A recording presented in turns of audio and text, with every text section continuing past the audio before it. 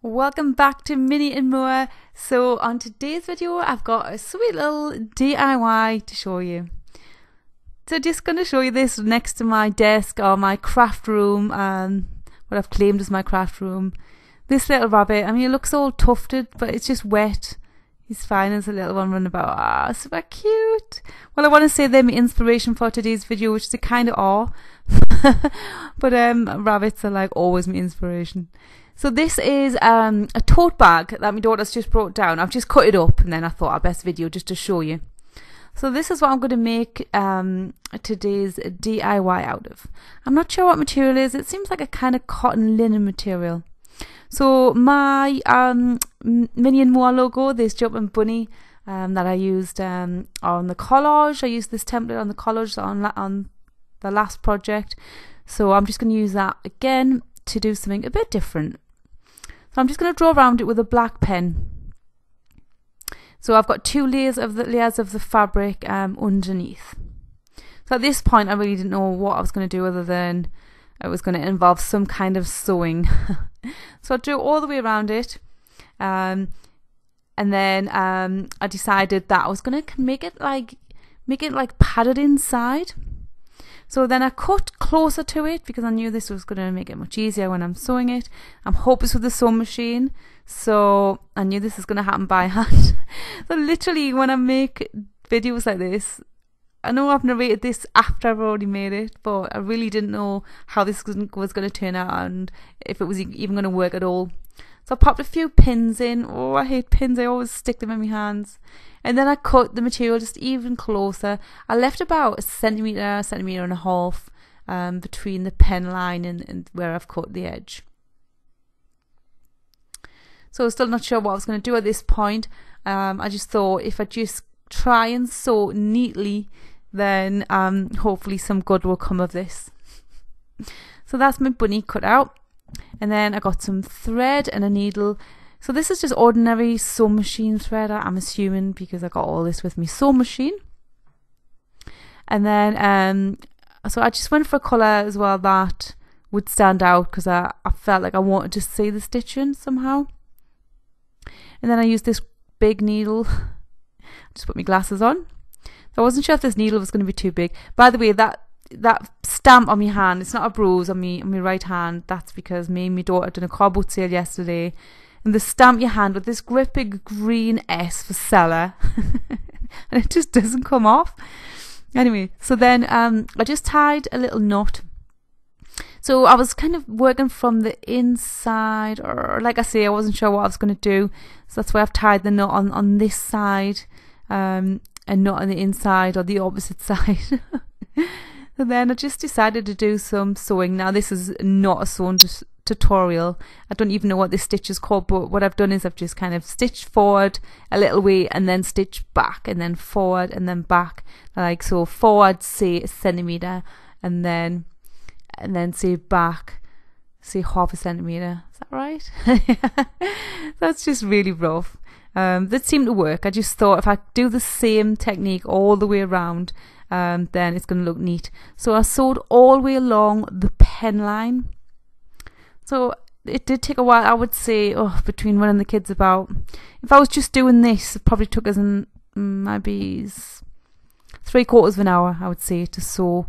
Because I just done little stitches because I wasn't sure how this was going to turn out. I thought at least if I do it neat. So around the ears and the little legs obviously was a bit trickier because I was trying to make sure that the stitches were in a straight line going round.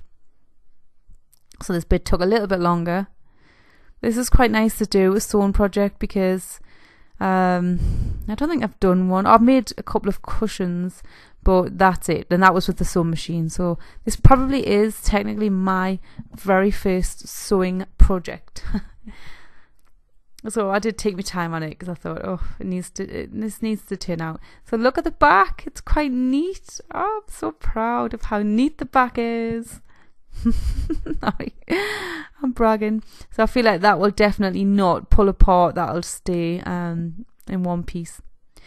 So that is it. I've sewed most of it, but I've left a good section on the top because I thought that would be the easiest place to leave like a gap so I can push in this. So I'm not sure what this is called, but it's classed as wadding, I think, because I bought this when I used to do my upholstery work, and this is what I would use to fill things or chairs, you know, pack them out. So just some kind of polyester wadding. And then I thought I'd use this pen to push it into the smaller areas. So this rabbit is quite narrow because it's jumping out, so it just made it a little bit more difficult. So if you made a template where it was like not jumping out, it would be easier to fill it. But I wanted to use this because this is my Minnie and Moi logo.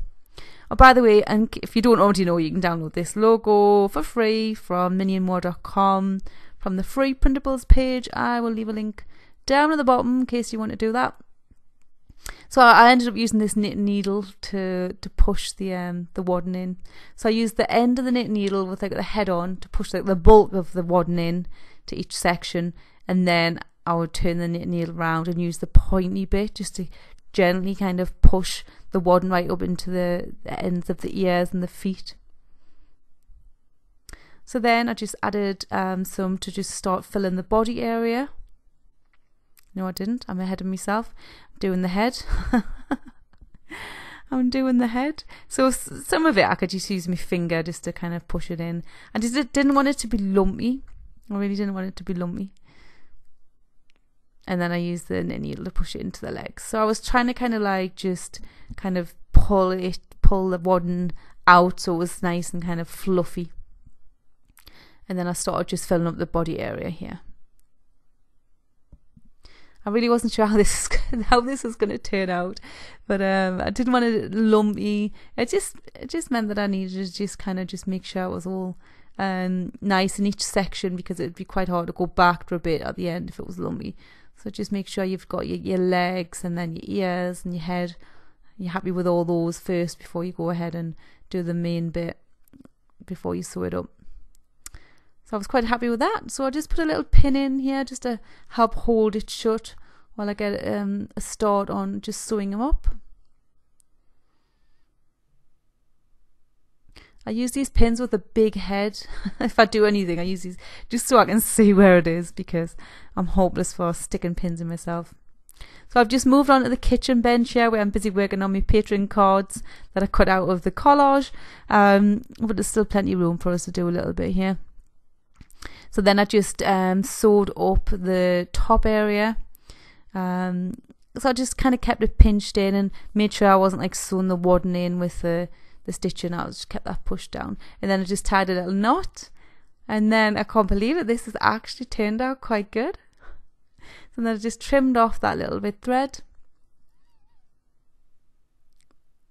And then just any little bits of thread I just trimmed off as well. And then I did actually shape it in a little bit more, just so you could see the shape more of the legs and the shape of the bunny. Although I'm quite happy for this edge to just be frayed, just so it looks a little bit more vintagey. So I did just give it a little scrub. It didn't seem to affect the shape of the bunny, it just kind of roughed the edge up for us. So that's my little bunny pretty much made, but I'm going to hang him. So for first of all, I'm just going to put like a little decoration on him. He just looks like he needs something, doesn't he? So rather than using the normal thick twine, I just split the twine into 2 pieces, just because I felt like it was just a bit much, the thick twine. And then I just snipped a bit off and then just tied it around his neck. I think these little finishing touches always to make the difference with things like this. I mean, I like things quite simple sometimes, especially when they're quite natural like this. But I think this always just makes the difference, a little finishing touch. So I just tied a little bow in the twine and then just pulled the lengths so that it would just make the bow just the right size. And this twine, you can kind of manipulate it. It's not wired, but it's I think it's just the way twine is. You can kind of shape it. And then I just trimmed these little lengths a bit. And next I thought I'd use twine. It just seemed to go really well with this linen material. So I thought I'd use some twine to hang him. I wasn't sure how easily it would hang nicely. So I thought I would just tie some to his ear and then to his tail. I thought that would like hang the best away, rather than from his legs, because he might tip over to the side. So then I just took some pins and then just pinned the twine in the way I thought it was going to look best. I didn't actually stick these pins in me once. I'm really proud of myself. I think it's when I've got time and I can take my time and I'm not hurrying, then things go more to plan. So once I'd pinned on the twine, just roughly about the length I thought looked right and roughly where I thought it needed to be attached to the bunny, I just headed over to the hallway. So I'm in the kitchen now, so I just headed through into the hallway just to see what it would look like hanging up. Excuse the washing on the radiators. It's cold enough to have the heating on, so I thought I may as well take advantage of some of the radiators. So I'm just going to try it on this shutter on the handle here. Ah, that's hanging really nicely. I think because the structure of the twine, you can actually just angle it and just tilt it. There's just a few threads here I'll take off. So I think that looks quite good. Yeah, I could just tip it up if I need be. It's not going to slip back down. So I'm happy with that. So just went back into the kitchen and I've just sewn on. Now, if this was a really super quick DIY, I would just be popping a dot of hot glue on here to show you. But I have had a bit more time today. In fact, I think I'm actually happy enough to say that this little rabbit's going to become the first little DIY I'm actually going to sell. So this is just a little experiment. I do have a little craft shop, minniemore.com. I do have a craft shop on there alongside my blog and everything else. So I think I'm going to just take some photos when I'm finished of this and just pop them in the craft shop. I'm not sure how much it's going to be yet, but there is just this one and only. So if you want him, just go on minniemore.com. I'll put a link down below and that'll take you directly to the product page of this actual rabbit. And obviously what I'll do is I'll just include like worldwide postage in with whatever price I put on. So yeah. Now if I get more than one person one-to-one, just let us know. If I've got time, I'll make more, because I did enjoy making it and I think it might be a nice little TV project. Like as in whilst I'm watching TV. So yeah.